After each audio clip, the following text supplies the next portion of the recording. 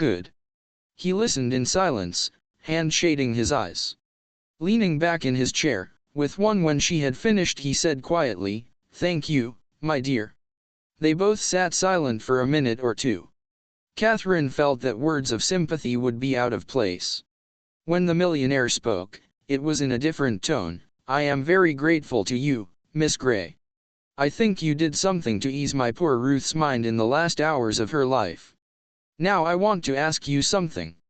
You know, M. Poirot will have told you about the scoundrel that my poor girl had got herself mixed up with. He was the man of whom she spoke to you, the man she was going to meet. In your judgment, do you think she might have changed her mind after her conversation with you? Do you think she meant to go back on her word? Elle can't honestly tell you. She had certainly come to some decision, and seemed more cheerful in consequence of it. She gave you no idea where she intended to meet the skunk, whether in Paris or at Hyères?" Catherine shook her head. "She said nothing as to that." "Ah," said Van Aldine thoughtfully, "and that is the important point. Well, time will show." He got up and opened the door of the adjoining room. Knighton came back.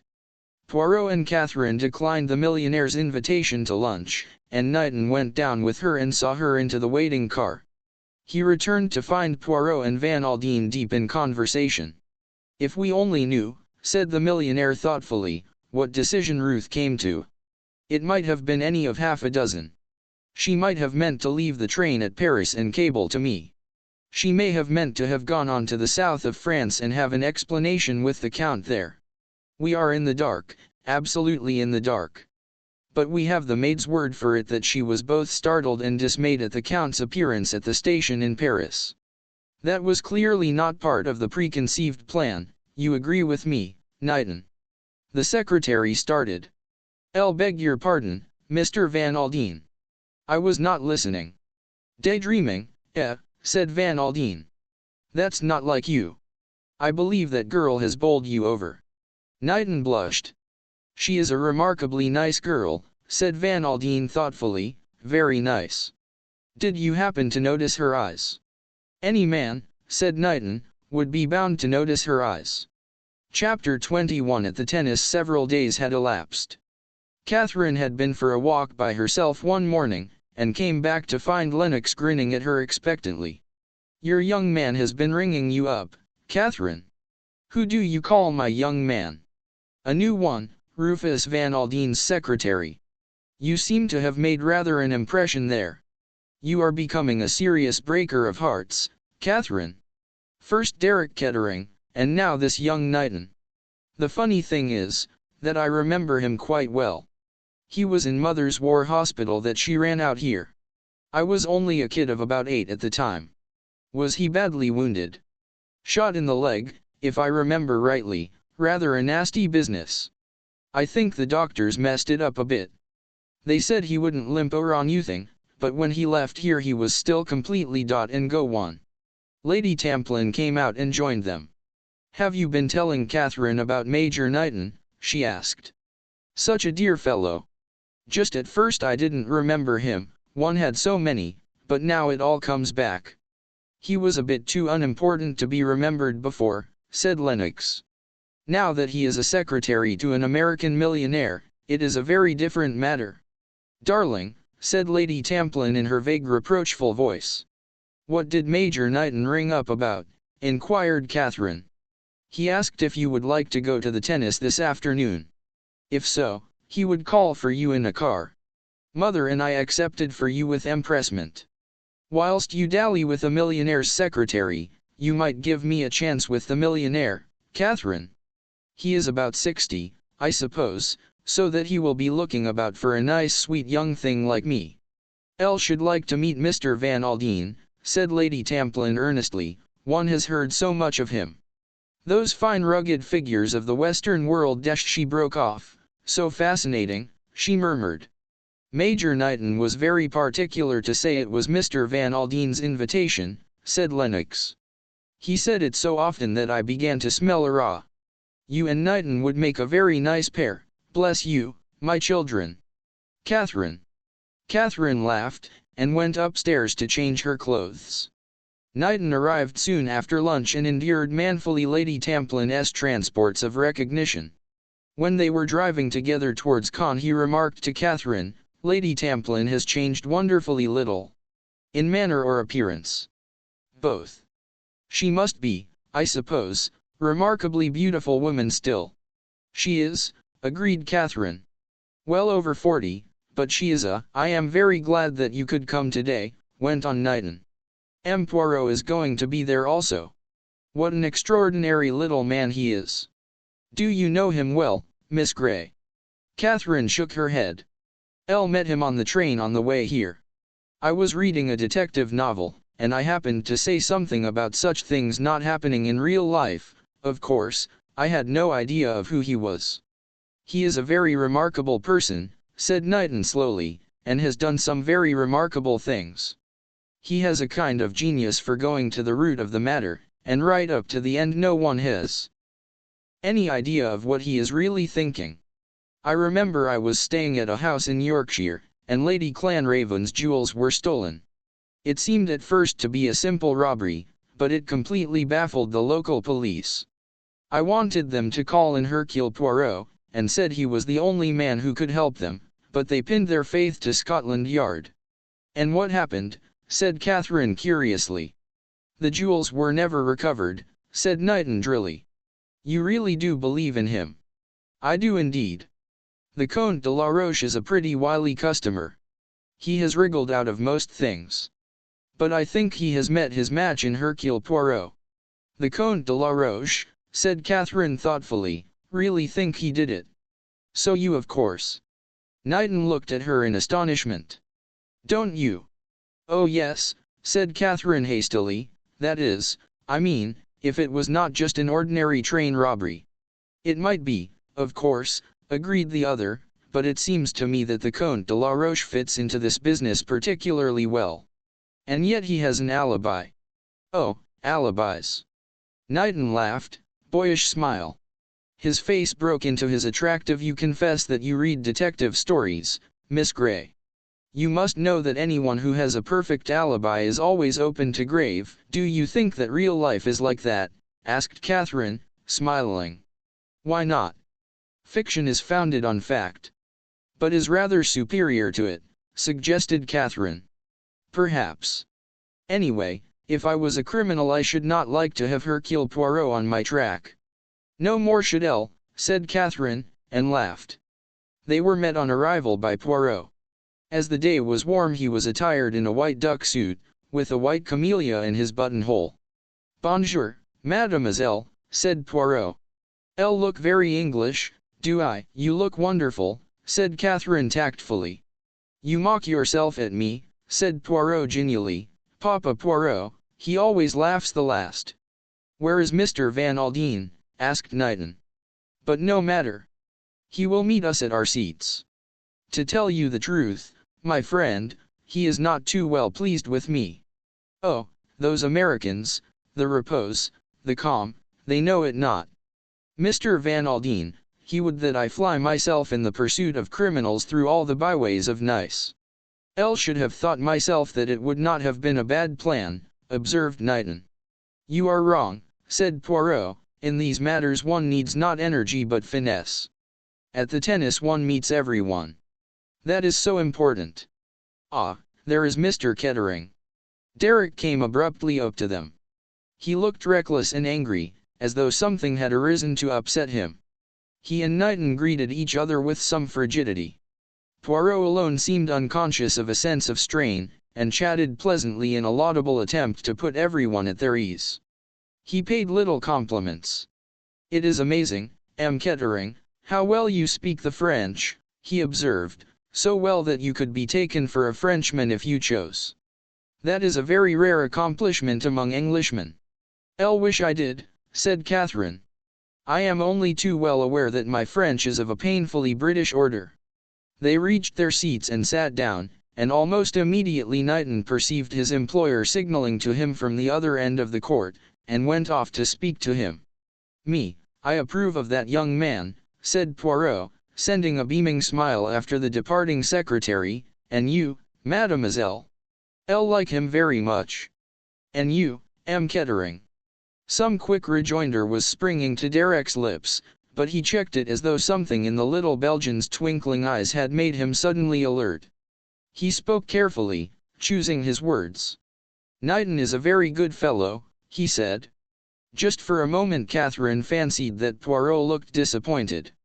"He is a great admirer of yours, M. Poirot," she said, and she related some of the things that Knighton had said. It amused her to see the little man plume himself like a bird, thrusting out his chest, and assuming an air of mock modesty that would have deceived no one. "That reminds me, mademoiselle," he said suddenly, "I have a little matter of business I have to speak to you about. When you were sitting talking to that poor lady in the train, I think you must have dropped a cigarette case." Catherine looked rather astonished. "Don't think so," she said. Poirot drew from his pocket a cigarette case of soft blue leather, with the initial K on it in gold. "No, that is not mine," Catherine said. "Ah, 1,000 apologies. It was doubtless Madame's own. K, of course, stands for Kettering. We were doubtful, because she had another cigarette case in her bag, and it seemed odd that she should have two." He turned to Derek suddenly. "You do not know, I suppose, whether this was your wife's case or not?" Derek seemed momentarily taken aback. He stammered a little in his reply. I don't know. I suppose so. It is not yours by any chance?" "Certainly not. If it were mine it would hardly have been in my wife's possession." Poirot looked more ingenuous and childlike than ever. "Thought perhaps you might have dropped it when you were in your wife's compartment," he explained guilelessly. Never was there. I have already told the police that a dozen times." "1,000 pardons," said Poirot, with his most apologetic air. "It was mademoiselle here who mentioned having seen you going in." He stopped with an air of embarrassment. Catherine looked at Derek. His face had gone rather white, but perhaps that was her fancy. His laugh, when it came, was natural enough. "You made a mistake, Miss Gray," he said easily. "From what the police have told me, I gather that my own compartment was only a door or two away from that of my wife's, though I never suspected the fact at the time. You must have seen me going into my own compartment." He got up quickly as he saw Van Aldine and Knighton approaching. "I'm going to leave you now, father-in-law, at any price," he announced. Can't stand my." Van Aldine greeted Catherine very courteously, but was clearly in a bad humor. "You seem fond of watching tennis, M. Poirot," he growled. "It is a pleasure to me." "Yes," cried Poirot placidly. "It is as well you are in France," said Van Aldine. "Sterner stuff in the States. Business comes there. We are made of before pleasure methods. I have always found it a delightful and pleasing idea to combine business and pleasure together." He glanced at the other two. They were deep in conversation, absorbed in each other. Poirot nodded his head in satisfaction, and then leaned towards the millionaire, lowering his voice as he did so. "It is not only for pleasure that I am here, M. Van Aldine. Observe just opposite us that ill old man, the one with the yellow face and the venerable beard. Well, what of him? A Greek, eh? As you say, a Greek. He is a dealer in antiques of worldwide reputation. He has a small shop in Paris, and he is suspected by the police of being something more. What? A receiver of stolen goods, especially jewels. There is nothing as to the recutting and resetting of gems that he does not know." Poirot did not take offense, indeed, confidingly at the irate millionaire. "Do not enrage yourself, I beg of you. That," Poirot said, "is M. Papadopoulos." He smiled gently. "Everyone has his own deals, with the highest in Europe and with the lowest of the riffraff of the underworld." Van Aldine was looking at Poirot with suddenly awakened attention. "Well," he demanded, a new note in his voice. "I'll ask myself," said Poirot. Hercule Poirot — he thumped himself dramatically on the chest, "ask myself why is M. Papadopoulos suddenly come to Nice?" Van Aldine was impressed. For a moment he had doubted Poirot and suspected the little man of being past his job, a poser only. Now, in a moment, he switched back to his original opinion. He looked straight at the little detective. "Elle must apologize to you, M. Poirot." Poirot waved the apology aside with an extravagant gesture. "Bah," he cried, "all that is of no importance. Now listen, M. Van Aldine, I have news for you." The millionaire looked sharply at him, all his interest aroused. Poirot nodded. "It is as I say. You will be interested. As you know, M. Van Aldine, the Comte de la Roche has been under surveillance ever since his interview with the Duc d'Instruction. The day after that, during his absence, the Villa Marina was searched by the police." "Well," said Van Aldine, "did they find anything?" "I bet they didn't." Poirot made him a little bow. "Your acumen is not at fault, M. Van Aldine. They found nothing of an incriminating nature. It was not to be expected that they would. The Comte de la Roche, as your expressive idiom has it, was not born on the preceding day. He is an astute gentleman with great experience." "Well, go on," growled Van Aldine. "It may be, of course, that the Comte had nothing of a compromising nature to conceal. But we must not neglect the possibility. If then, he has something to conceal, where is it? Not in his house, the police searched thoroughly. Not on his person, for he knows that he is liable to arrest at any minute. There remains his car. As I say, he was under surveillance. He was followed on that day to Monte Carlo. From there he went by road to Mentone, driving himself. His car is a very powerful one. It outdistanced his pursuers, and for about a quarter of an hour they completely lost sight of him." "And during that time you think he concealed something by the roadside?" asked Van Aldine, keenly interested. "By the roadside, no. J'en est pas pratique. But listen now, I have made a little suggestion to M. Courage. He is graciously pleased to approve of it. In each bureau de poste in the neighborhood it has been seen to that there is someone who knows the Comte de la Roche by sight. Because, you see, messieurs, the best way of hiding a thing is by sending it away by the post." "Well," demanded Van Aldine, his face was keenly alight with interest and expectation. "Well, with a dramatic flourish Poirot drew out from his pocket a loosely wrapped brown paper package from which the string had been removed. During that quarter of an hour's interval, our good gentleman mailed this." "The address?" asked the other sharply. Poirot nodded his head. "Might have told us something, but unfortunately it does not. The package was addressed to one of these little newspaper shops in Paris where letters and parcels are kept until called for on payment of a small commission." "Yes, but what is inside?" demanded Van Aldine impatiently. Poirot unwrapped the brown paper and disclosed a square cardboard box. He looked round him. "It is a good moment," he said quietly. "All eyes are on the tennis. Look, monsieur." He lifted the lid of the box for the fraction of a second. Exclamation of utter astonishment came from the millionaire. Face turned as white as chalk. "My God," he breathed, "the rubies." And he sat for a minute as though dazed. Poirot restored the box to his pocket. Then suddenly the millionaire seemed to come out of his trance. He leaned across to Poirot and wrung his hand so heartily that the little man winced with pain. "This is great," said Van Aldine. "Great. You are the goods, Poirot. Once and for all, you are the goods." "It is nothing," said Poirot modestly. "Order, method, being prepared for eventualities beforehand, that is all there is to it.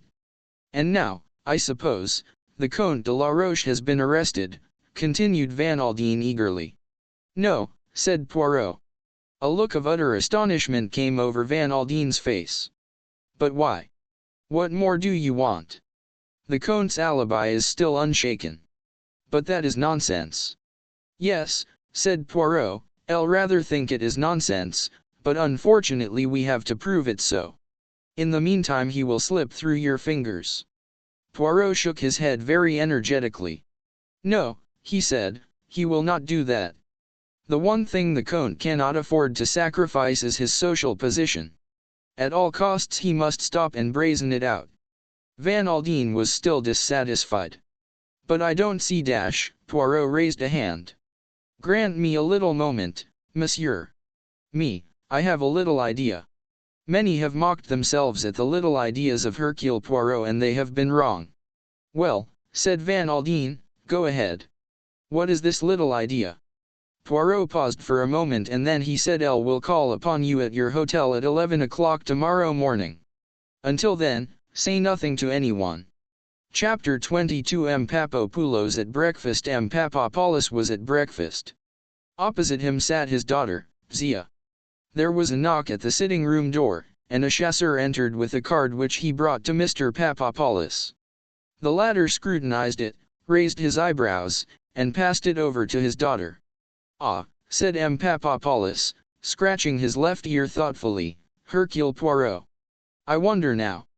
Father and daughter looked at each other. "Elle saw him yesterday at the tennis," said M. hardly like this. Papopoulos. "Zia, he was very useful to you once," his daughter reminded him. "That is true," acknowledged M. Papopoulos, "also he has retired from active work, so I hear." These interchanges between father and daughter had passed in their own language. Now M. Papopoulos turned to the chasseur and said in French, "Faites monter ce monsieur." A few minutes later Hercule Poirot, exquisitely swinging a cane with a jaunty air, entered the room. "My dear M. Papopoulos." "My dear M. Poirot." "And Mademoiselle Zia." Poirot swept her a low bow. "Attired, and, you will excuse us going on with our breakfast," said M. Papopoulos, pouring himself out another cup of coffee. "Your call is, ahem, a little early." "It is scandalous," said Poirot, "but see you, I am pressed." "Ah," murmured M. Papopoulos, "you are on an affair then." "A very serious affair, Kettering," said Poirot, "the death of Madame. Let me see." M. Papopoulos looked innocently up at the ceiling. "That was the lady who died on the blue train, was it not?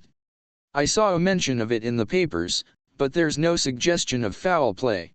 "In the interests of justice," said Poirot, "suppress that fact." There was a pause. "It was thought best to." "And in what way can I assist you?" "Politely." "Mr. Poirot," asked the dealer. "Voila," said Poirot, "Elle shall come to the point." He took from his pocket the same box that he had displayed at Cannes, and opening it, he took out the rubies and pushed them across the table to Papopoulos. Although Poirot was watching him narrowly, not a muscle of the old man's face moved. He took up the jewels and examined them with a kind of detached interest, then he looked across at the detective inquiringly. "Superb, are they not?" asked Poirot. "Quite excellent," said M. Papopoulos. "How much should you say they are worth?" The Greek's face quivered a little. "Is it really necessary to tell you, M. Poirot?" he asked. "You are shrewd, M. Papopoulos." "No, it is not." "They are not, for instance, worth $500,000. Papopoulos laughed, and Poirot joined with him. "As an imitation," said Papopoulos, handing them back to Poirot, "they are, as I said, quite excellent. Would it be indiscreet to ask, M. Poirot, where you came across them?" "Not at all," said Poirot, "I have no objection to telling an old friend like yourself. They were in the possession of the Comte de la Roche." M. Papopoulos' eyebrows lifted themselves eloquently. "Indeed," he murmured. Poirot leaned forward and assumed his most innocent and beguiling air. "M. Papopoulos," he said, "I am going to lay my cards upon the table. The original of these jewels was stolen from Madame Kettering on the blue train. Now I will say to you first this, I am not concerned with the recovery of these jewels. That is the affair of the police. I am working not for the police but for M. Van Aldine. I want to lay hands on the man who killed Madame Kettering. I am interested in the jewels only in so far as they may lead me to the man. You understand?" The last two words were uttered with great magnificence. Papopoulos, his face quite unmoved, said quietly, "Go on. M. It seems to me probable, monsieur, that the jewels will change hands in Nice. Maybe they have done so." "Ah," said M. Papopoulos. He sipped his coffee reflectively, and looked a shade more noble and patriarchal than usual. "I'll say to myself," continued Poirot, with animation, "what good fortune. My old friend, M. Papopoulos, isn't nice. He will aid me. And how do you think I can aid you? Inquired M. Papadopoulos. Not at all, said M. Papadopoulos, I am here for my health. By the coldly, L said to myself, business, without doubt M. Papadopoulos is in nice on doctor's orders. He coughed hollowly. I am desolate to hear it, replied Poirot, with somewhat insincere sympathy. But to continue. When a Russian Grand Duke, an Austrian Archduchess, or an Italian prince wish to dispose of their family jewels, to whom do they go? To M. Papadopoulos, is it not? He who is famous all over the world for the discretion with which he arranges these things. The other bowed. You flatter me. It is a great thing, discretion, mused Poirot, and was rewarded by the fleeting smile which passed across the Greek's face. L, too, can be discreet. The eyes of the two men met. Then Poirot went on speaking very slowly, and obviously picking his words with care. I'll say to myself, this, if these jewels have changed hands in Nice, M. Papadopoulos would have heard of it. He has knowledge of all that passes in the jewel world. Ah, said M. Papadopoulos, and helped himself to a croissant. The police, you understand, said M. Poirot, do not enter into the matter. It is a personal affair.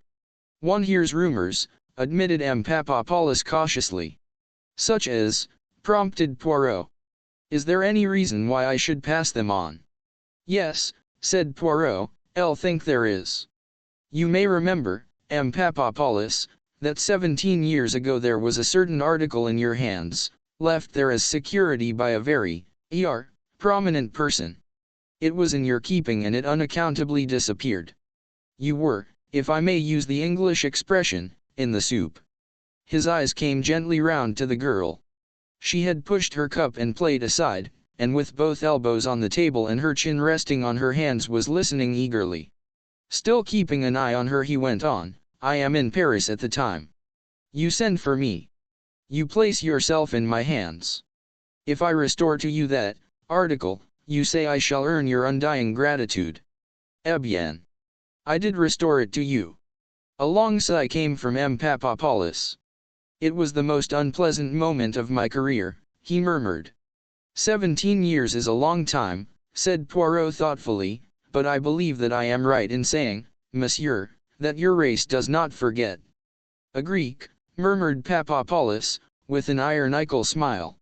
It was not as a Greek I meant, said Poirot. There was a silence, and then the old man drew himself up proudly. You are right, M. Poirot, he said quietly. I am a Jew. And, as you say, our race does not forget. You will aid me then. As regards the jewels, monsieur, I can do nothing. The old man, as Poirot had done just now, picked his words carefully. I'll know nothing. I have heard nothing, but I can perhaps do you a good turn, that is if you are interested in racing. Under certain circumstances I might be, said Poirot, eyeing him steadily. There is a horse running at Longchamps that would, I think, repay attention. I cannot say for certain, you understand, this news passed through so many hands. He stopped, fixing Poirot with his eye, as though to make sure that the latter was comprehending him. Perfectly, said Poirot, nodding. The name of the horse, said M. Papadopoulos, leaning back and joining the tips of his fingers together, is the Marquis. I think, but I am not sure, that it is an English horse, Zia. I'll think so too, said the girl. Poirot got up briskly. I'll thank you, monsieur, he said. It is a great thing to have what the English call a tip from the stable. Au revoir, monsieur, and many thanks. He turned to the girl. Au revoir, Mademoiselle Zia. It seems to me but yesterday that I saw you in Paris. One would say that 2 years had passed at most. There is a difference between 16 and 33, said Zia ruefully. Not in your case, declared Poirot gallantly. You and your father will perhaps dine with me one night. We shall be delighted, replied Zia. Then we will arrange it, declared Poirot, and now, je me sauve. Poirot walked along the street humming a little tune to himself. He twirled his stick with a jaunty air, Once or twice he smiled to himself quietly. He turned into the first bureau de poste he came to and sent off a telegram.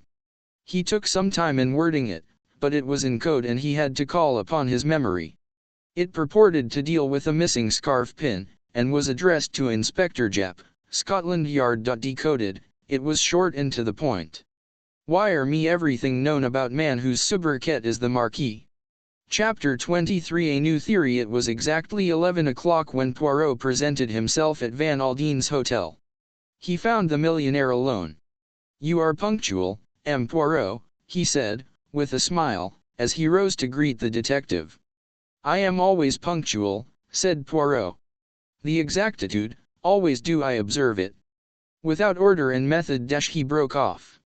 "Ah, but it is possible that I have said these things to you before. Let us come at once to the object of my visit. Your little idea." "Yes, my little idea." Poirot smiled. "First of all, monsieur, I should like to interview once more the maid, Ada Mason. She is here." "Yes, she's here." Van Aldine looked at him curiously.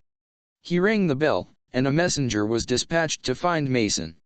Poirot greeted her with his usual politeness, without effect on that particular class.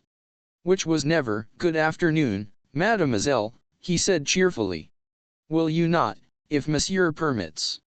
"Yes, yes, sit down, my girl," said Van Aldine.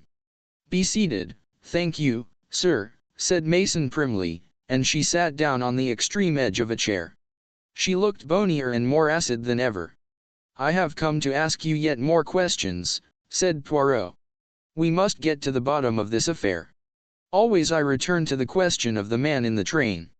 You have been shown the Comte de la Roche. You say that it is possible he was the man, but you are not sure. As I told you, sir, I never saw the gentleman's face. That is what makes it so difficult." Poirot beamed and nodded. "Precisely, exactly. I comprehend well the difficulty. Now, mademoiselle, you have been in the service of Madame Kettering 2 months, you say. During that time, how often did you see your Mason?" Reflected a minute or two, and then said, "Only twice, sir." "And was that near to, or far away?" "Well, once, sir, he came to Curzon Street. I was upstairs, and I looked over the banisters and saw him in the hall below. I was a bit curious like, you understand, knowing the way things were." Mason finished up with her discreet cough. "And the other time?" "I was in the park, sir, with Annie, one of the housemaids, sir," and she pointed out the master to me walking with a foreign lady. Again Poirot nodded. "Now listen, Mason, this man whom you saw in the carriage talking to your mistress at the Gare de Lyon, how do you know it was not your master?" "The master, sir? Oh, I don't think it would have been." "But you are not sure?" Poirot persisted. "Well, I never thought of it, sir." Mason was clearly upset at the idea. "You have heard that your master was also on the train. What more natural than that it should be he who came along the corridor? But the gentleman who was talking to the mistress must have come from outside, sir. He was dressed for the street. In an overcoat and soft hat." "Just so, mademoiselle, but reflect a minute. The train has just arrived at the Gare de Lyon. Many of the passengers promenade themselves upon the quay. Your mistress was about to do so, and for that purpose had doubtless put on her fur coat, eh?" "Yes, sir," agreed Mason. "Your master, then, does the same. The train is heated, but outside in the station it is cold. He puts on his overcoat and his hat and he walks along beside the train, and looking up at the lighted windows he suddenly sees Madame Kettering. Until then he has had no idea that she was on the train. Naturally, he mounts the carriage and goes to her compartment. She gives an exclamation of surprise at seeing him and quickly shuts the door between the two compartments, since it is possible that their conversation may be of a private nature. He leaned back in his chair and watched the suggestion slowly take effect. No one knew better than Hercule Poirot that the class to which Mason belongs cannot be hurried. He must give her time to get rid of her own preconceived ideas. At the end of 3 minutes she spoke. "Well, of course, sir, it might be so. I never thought of it that way. The master is tall and dark, and just about that build. It was seeing the hat and coat that made me say it was a gentleman from outside. Yes, it might have been the master. I would not like to say either way, I am sure. Thank you very much, mademoiselle. I shall not require you any further. Ah, just one thing more. He took from his pocket the cigarette case he had already shown to Catherine. Is that your mistress's case? He said to Mason. No, sir, it is not the mistress's, at least she looked suddenly startled. An idea was clearly working its way to the forefront of her mind. Yes, said Poirot encouragingly. I'll think, sir, I can't be sure, but I think, mistress to give to the master. Ah, said Poirot in a non-committal manner. It is a case that but whether she ever did give it to him or not, course.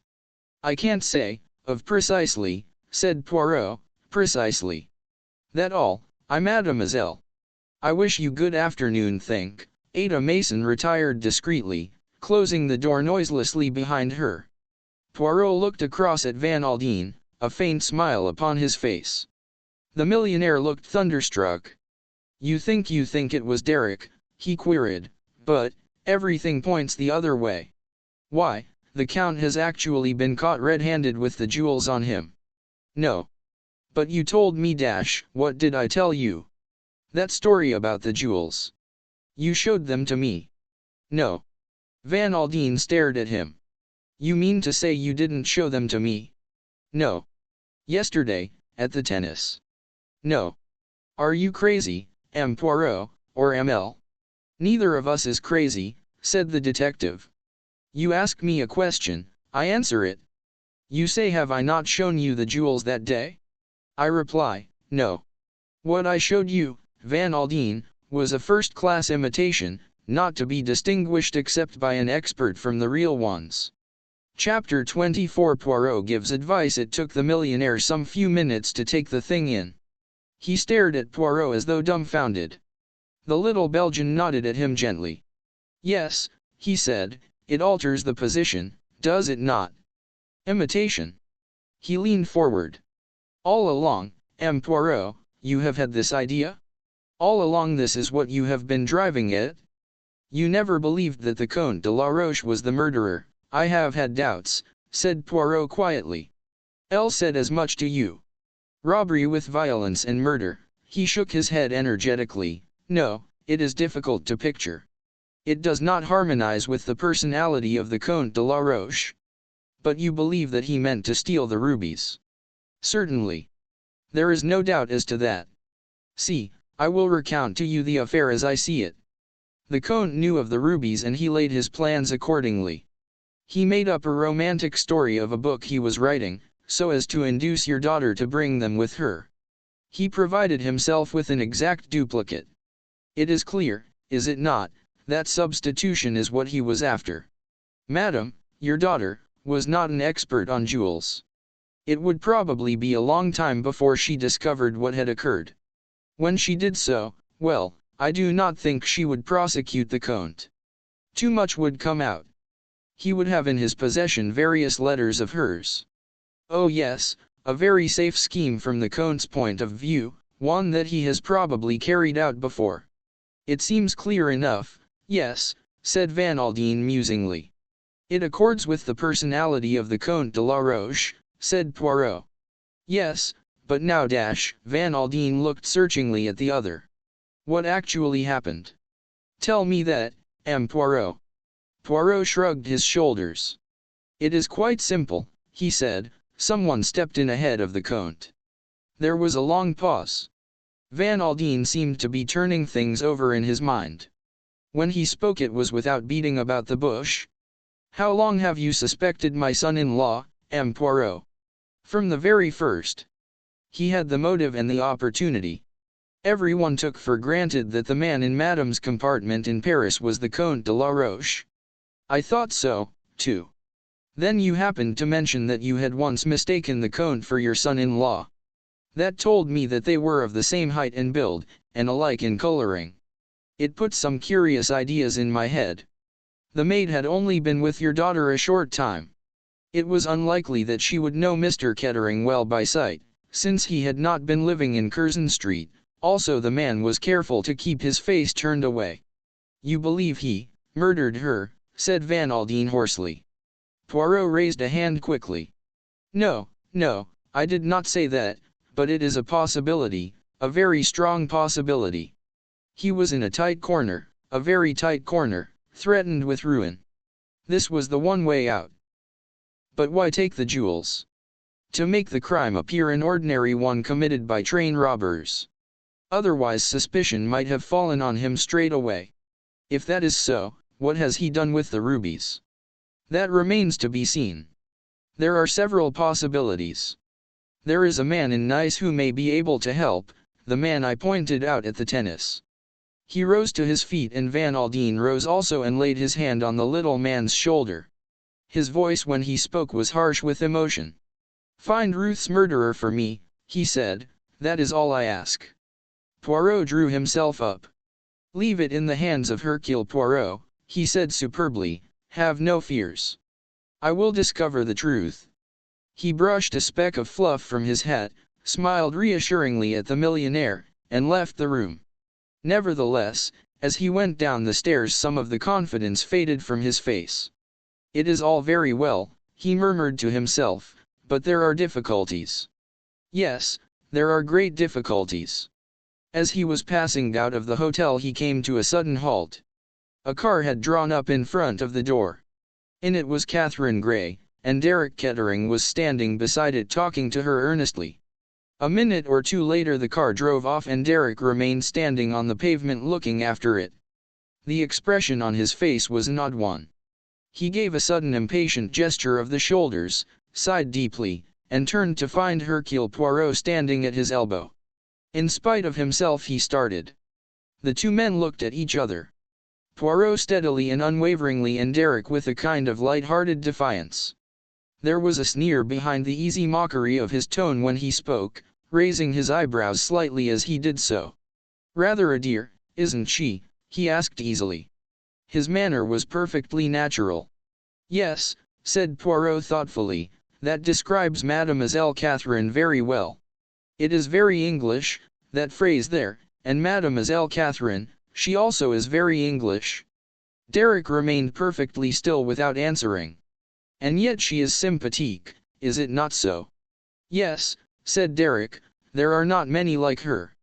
He spoke softly, almost as though to himself. Poirot nodded significantly. Then he leant towards the other and spoke in a different tone, "Kettering."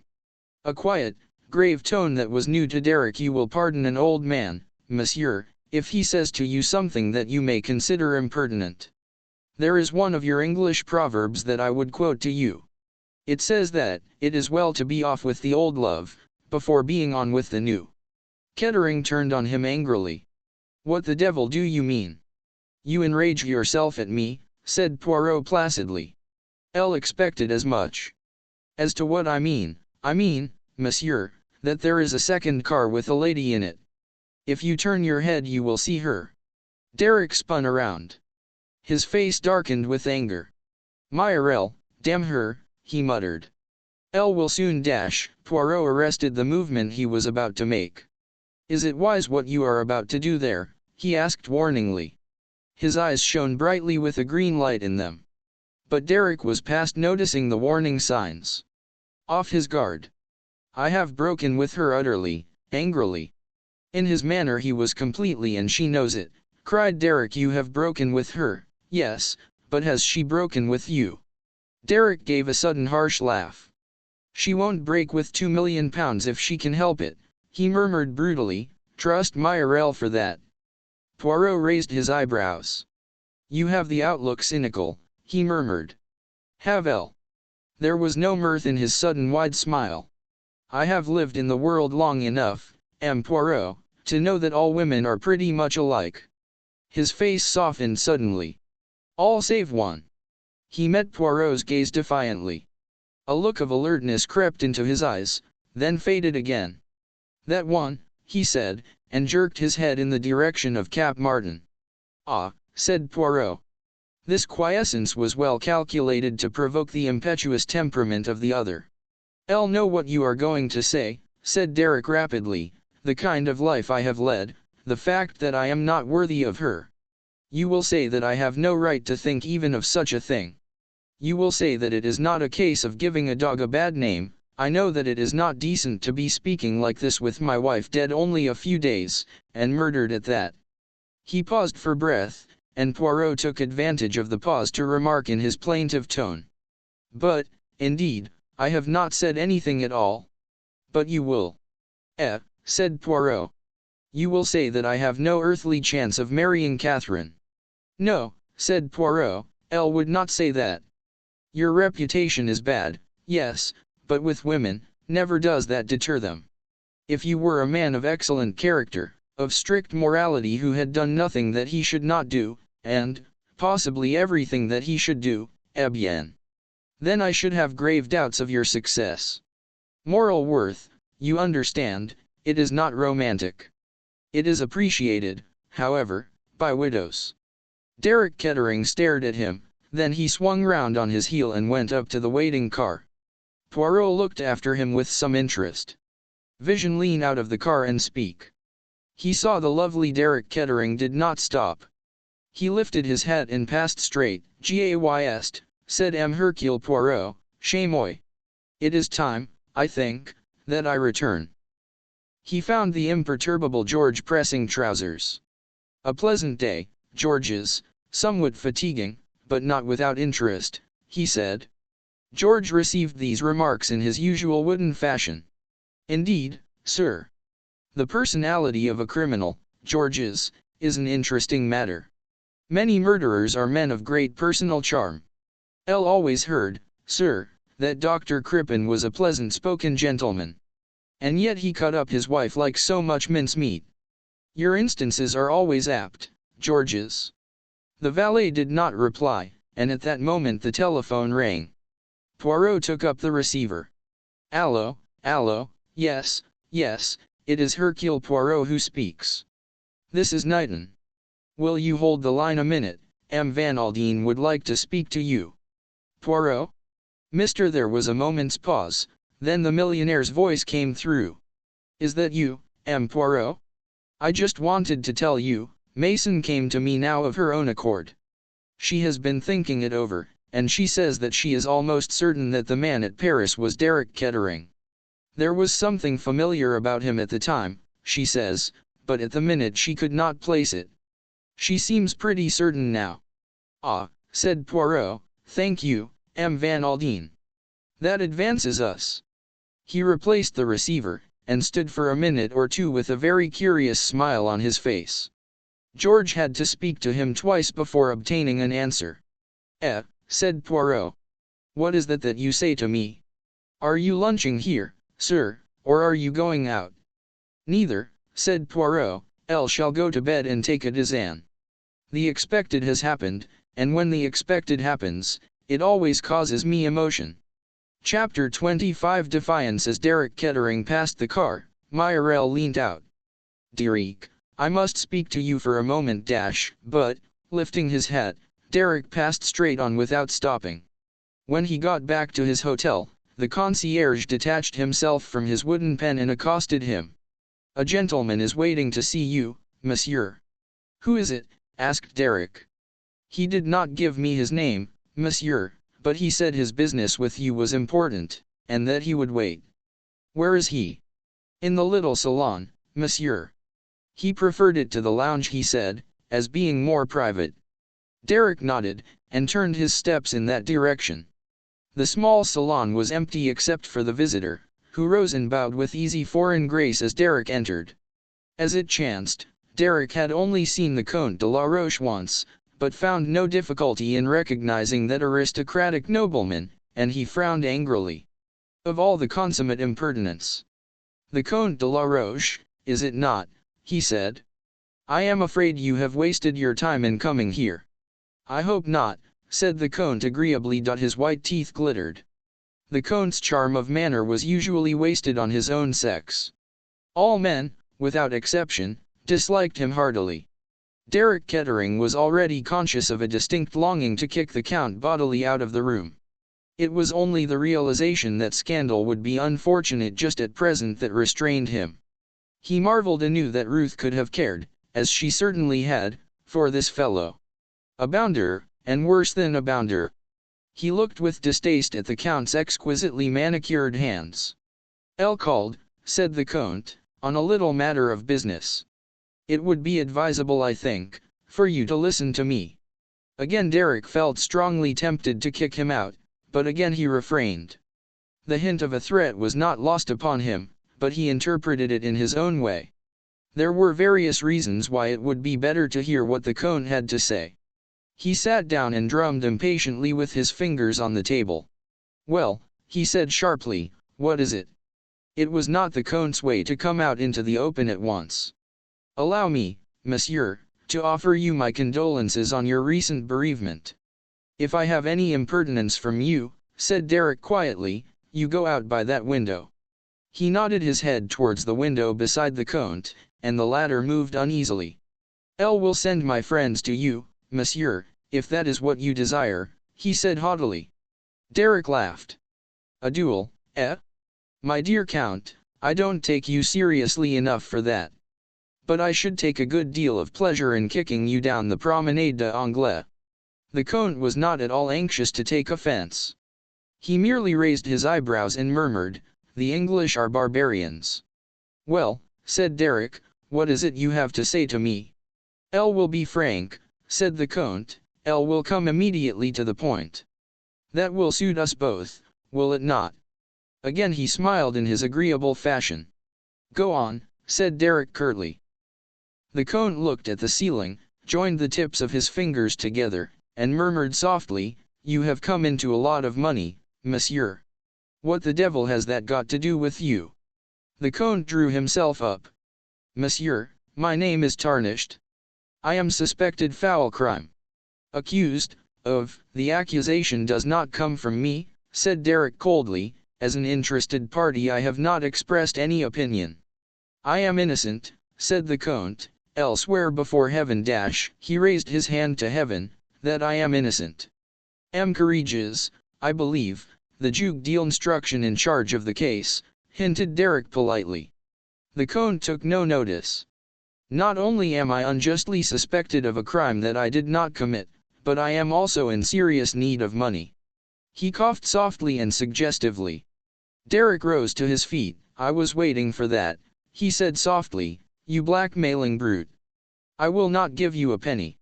My wife is dead, and no scandal that you can make can touch her now. She wrote you foolish letters, I dare say. If I were to buy them from you for a round sum at this minute, I am pretty certain that you would manage to keep one or two back, and I will tell you this, M. de la Roche, blackmailing is an ugly word both in England and in France. That is my answer to you. Good afternoon." "One moment the Count stretched out a hand as Derek was turning to leave the room. "You are mistaken, monsieur. You are completely mistaken.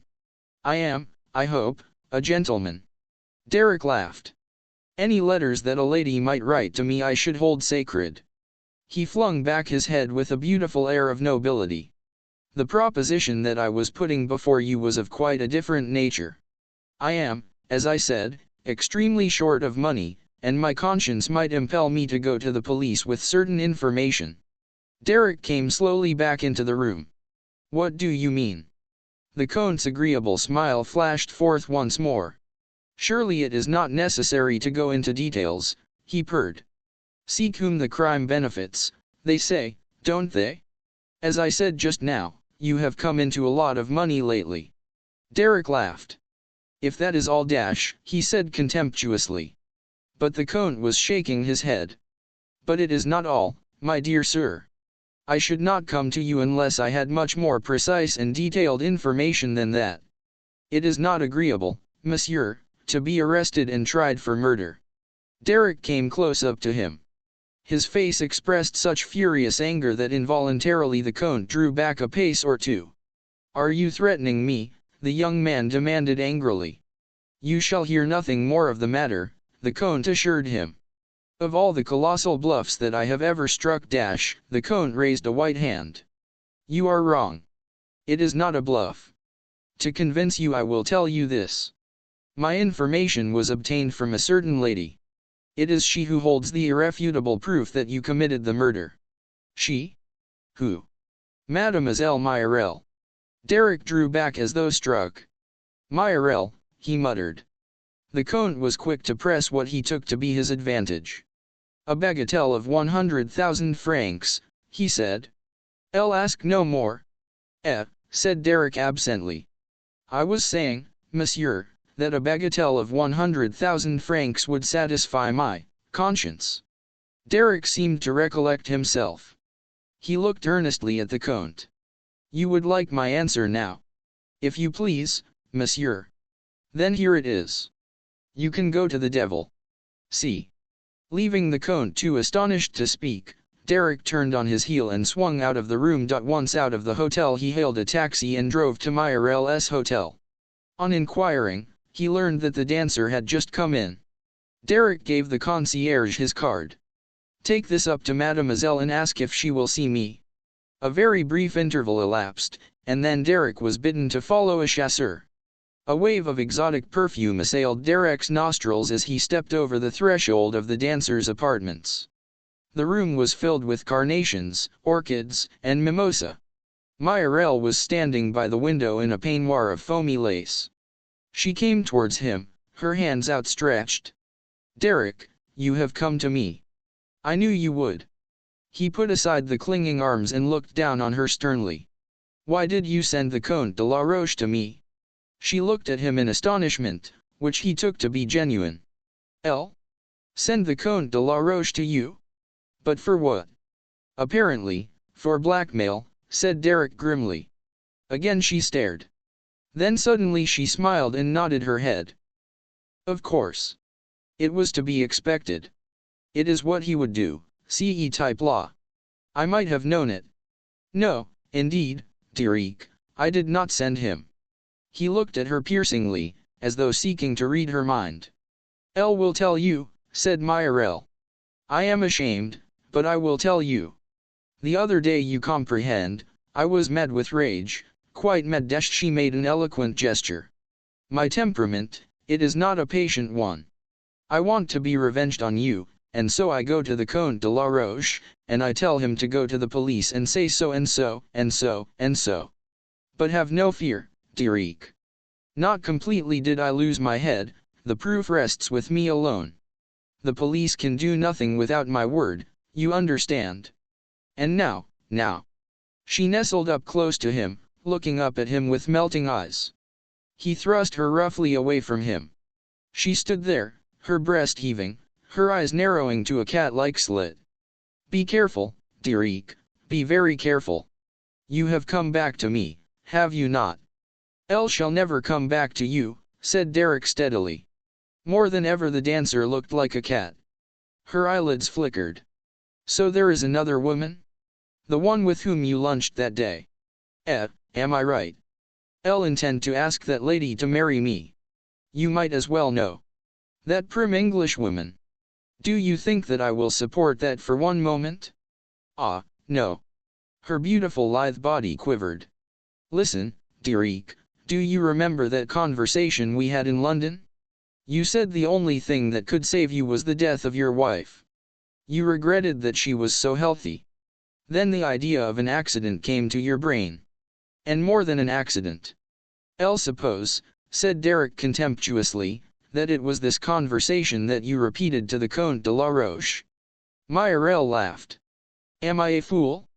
Could the police do anything with a vague story like that? See, I will give you a last chance. You shall give up this Englishwoman. You shall return to me. And then, chérie, never will I breathe what? She laughed softly. You thought no one saw you what do you mean? As I say, you thought no one saw you, but I saw you, Derek, mon ami, I saw you coming out of the compartment of Madame your wife just before the train got into Lyons that night. And I know more than that. I know that when you came out of her compartment she was dead. He stared at her. Then, like a man in a dream, he turned very slowly and went out of the room, swaying slightly as he walked. Chapter 26 A warning, and so it is, said Poirot, that we are the good friends and have no secrets from each other. Catherine turned her head to look at him. There was something in his voice, some undercurrent of seriousness, which she had not heard before. They were sitting in the gardens of Monte Carlo. Catherine had come over with her friends, and they had run into Knighton and Poirot almost immediately on arrival. Lady Tamplin had seized upon Knighton and had overwhelmed him with reminiscences, most of which Catherine had a faint suspicion were invented. They had moved away together, Lady Tamplin with her hand on the young man's arm. Knighton had thrown a couple of glances back over his shoulder, and Poirot's eyes twinkled a little as he saw them. "Of course we are friends," said Catherine. "From the beginning we have been sympathetic to each other," mused Poirot. "When you told me that a Roman policy occurs in real life." "And I was right, was I not?" he challenged her, with an emphatic forefinger. "Here we are, plunged in the middle of one. That is natural for me, it is my métier, but for you it is different." "Yes," he added in a reflective tone, "for you it is different." She looked sharply at him. It was as though he were warning her, pointing out to her some menace that she had not seen. "Why do you say that I am in the middle of it? It is true that I had that conversation with Mrs. Kettering just before she died, but now all that is over. I am not connected with the case any more." "Ah, mademoiselle, can we ever say, I'll have finished with this or that?" Catherine turned defiantly round to face him. "What is it?" she asked. "You are trying to tell me something, to convey it to me rather. But I am not clever at taking hints. I would much rather that you said anything you have to say straight out." Poirot looked at her sadly. "Ah, mais c'est anglais, he murmured, "everything in black and white, everything clear-cut and well-defined. But life, it is not like that, mademoiselle. There are the things that are not yet, but which cast their shadow before." He dabbed his brow with a very large silk pocket handkerchief and murmured, "Ah, but it is that I become poetical. Let us, as you say, speak only of facts. And, speaking of facts, tell me what you think of Major Knighton." "I'll like him very much indeed, delightful." Poirot sighed. Said Catherine warmly, "He is quite—" "What is the matter?" asked Catherine. "You reply so heartily," said Poirot. "If you had said in an indifferent voice, 'Oh, quite nice, eh bien, do you know I should have been better pleased?'" Catherine did not answer. She felt slightly uncomfortable. Poirot went on dreamily, "And yet, who knows? With les femmes, they have so many ways of concealing what they feel, and heartiness is perhaps as good a way as any other." He sighed. "Elle don't see dash," began Catherine. He interrupted her. "You do not see why I am being so impertinent, mademoiselle? I am an old man and now and then, not very often, I come across someone whose welfare is dear to me. We are friends, mademoiselle. You have said so yourself. And it is just this, I should like to see you happy." Catherine stared very straight in front of her. She had a cretonne sunshade with her, and with its point she traced little designs in the gravel at her feet. "I have asked you a question about Major Knighton, now I will ask you another. Do you like Mr. Derek Kettering?" "I'll hardly know him," said Catherine. "That is not an answer, that." "I'll think it is." He looked at her, struck by something in her tone. Nodded his head gravely and slowly.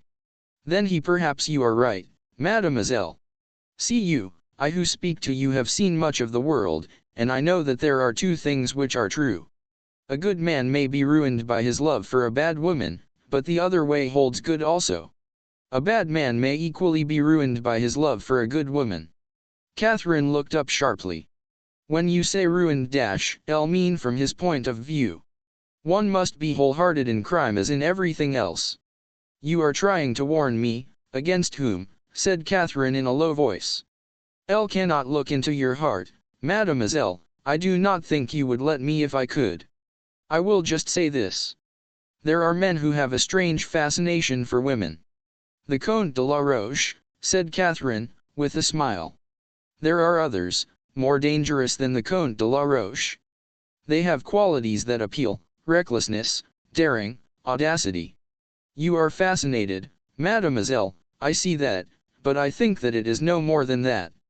I hope so. This man of whom I speak, the emotion he feels is genuine enough, but all the same yes. He got up and stood looking down at her. Then he spoke in a low, distinct voice, you could, perhaps, murderer, love a thief, mademoiselle, but not ah. He wheeled sharply away on that and left her sitting there. He heard the little gasp she gave and paid no attention. He had said what he meant to say. He left her there to digest that last unmistakable phrase. Derek Kettering, coming out of the casino into the sunshine, saw her sitting alone on the bench and joined her. I have been gambling, he said, with a light laugh, gambling unsuccessfully. I have lost everything, that is, that I have with me. Catherine looked at him with a troubled face.